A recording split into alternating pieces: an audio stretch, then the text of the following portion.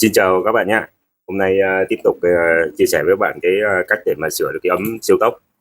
Cái ấm này các bạn là cái dạng như công tắc liền ha. Cả công tắc và cái khối ở dưới đế nó các bạn là nó chung một khối luôn, chứ không phải là công tắc rời như mấy cái trước mà mình có chia sẻ với các bạn á. Thì hôm nay chia sẻ với bạn, nếu như các bạn gặp trường hợp các bạn có cái ấm như thế này thì các bạn sẽ dễ dàng sửa được nha các bạn.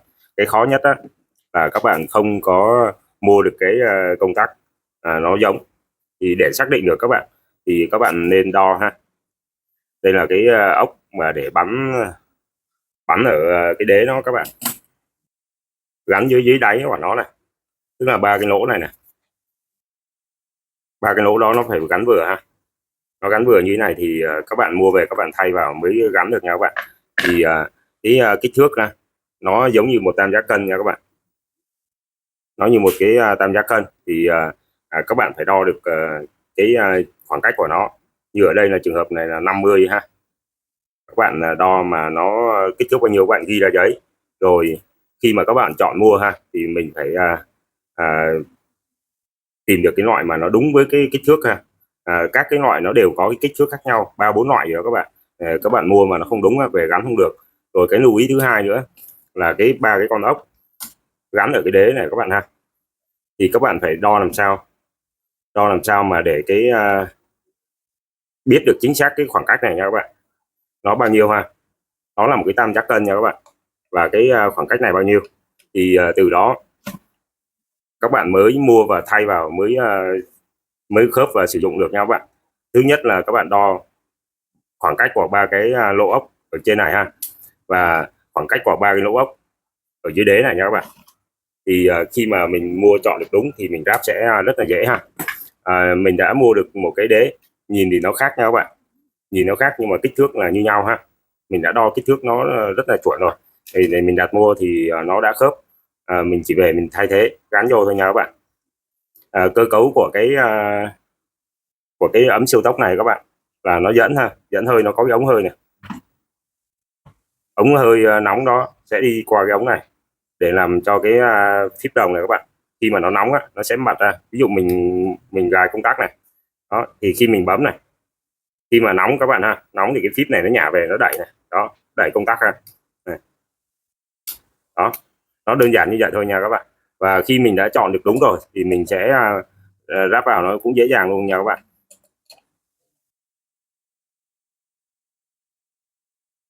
Đó, như của mình mua thì mình đã gắn nó đúng luôn rồi nha các bạn.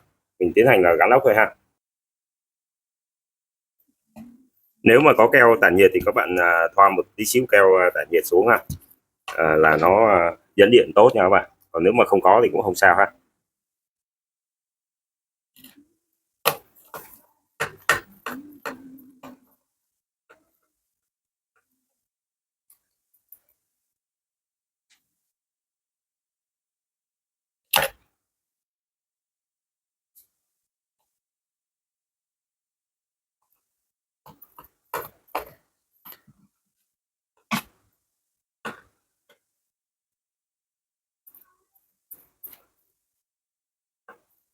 Đó, các bạn cứ bắt chắc xuống là được nha các bạn.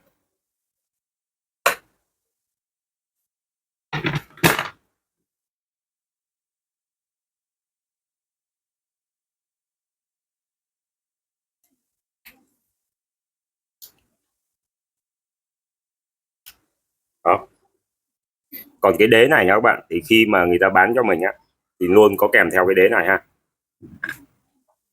Ở đây thì mình đã gắn và thay cái đế này rồi, thì mỗi một cái công tắc á, nó sẽ có cái đế đi kèm. Ví dụ như quả loại này thì công tắc nó là quả nó ha. Loại này thì mình cũng đã, nó phù hợp vừa luôn nha các bạn. Đó, nó vừa bạn luôn ha.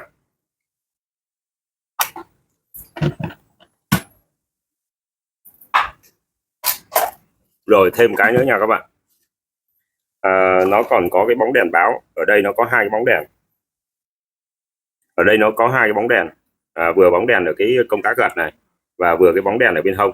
Mà của cái cũ các bạn nó bị hư rồi thì các bạn chỉ cần sử dụng một cái bóng đèn thôi cũng được các bạn nha.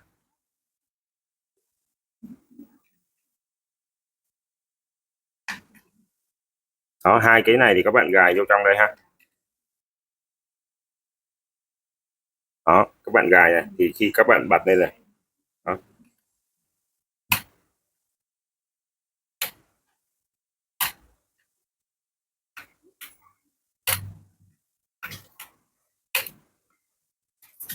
Do cái đèn báo nó bị hư rồi nha các bạn, nên mình phải chế cái đèn báo, và khi mình gắn đèn báo ha, thì các bạn nhớ là đi cái dây chống cháy cho nó nha các bạn, thì nó sẽ an toàn ha. Mình cứ đấu song song với lại hai cái dây ở công tắc đi vào ha, hai cái dây vào cái mâm nhiệt này các bạn ha, được nha các bạn. Cái này mình đừng có hàn nha, tại vì nó nóng các bạn, thì mình hàn nó sẽ bị chảy ra. Đó.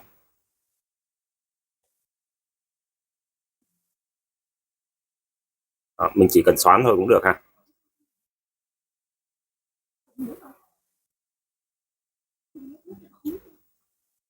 Cái này cũng vậy nha các bạn, cái này mình cũng xoắn vô đây ha,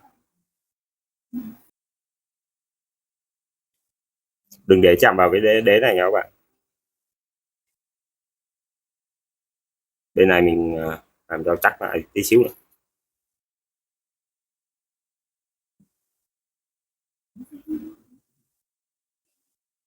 Mà đã đấu cho đèn cho nó xong rồi thì mình sẽ đậy cái nắp lên nha các bạn.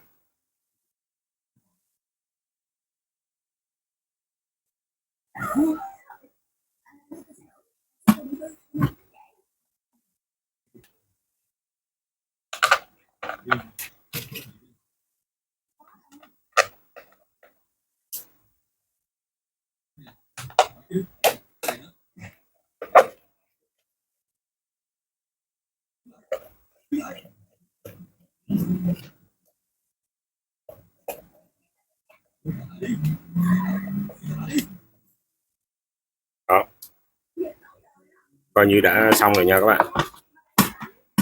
Bạn biết sao không? Cái phần này á, nó bị mắc rồi ha, cho nên khi mà đóng nắp như thế này á, hơi nó thoát ra ngoài, nó không có khóa được, mở được cái công tắc này ha. Thì mình đã thiết kế cái miếng nhựa này, thì nếu mà các bạn có cái nhựa tốt á, thì các bạn sử dụng nó cũng được ha. Đây thì mình chế như thế này ha. Đó, rồi mình khoan lỗ ở đây ha, thay cái màng để nước, để hơi ha, nó kín nha các bạn. Rồi bây giờ mình sẽ khoan những cái lỗ ở đây ha.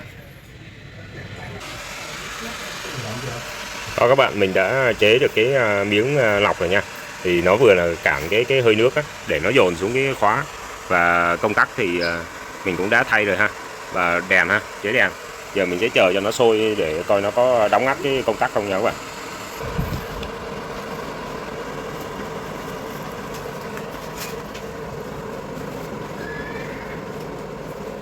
Đó, hơi nó lên nè.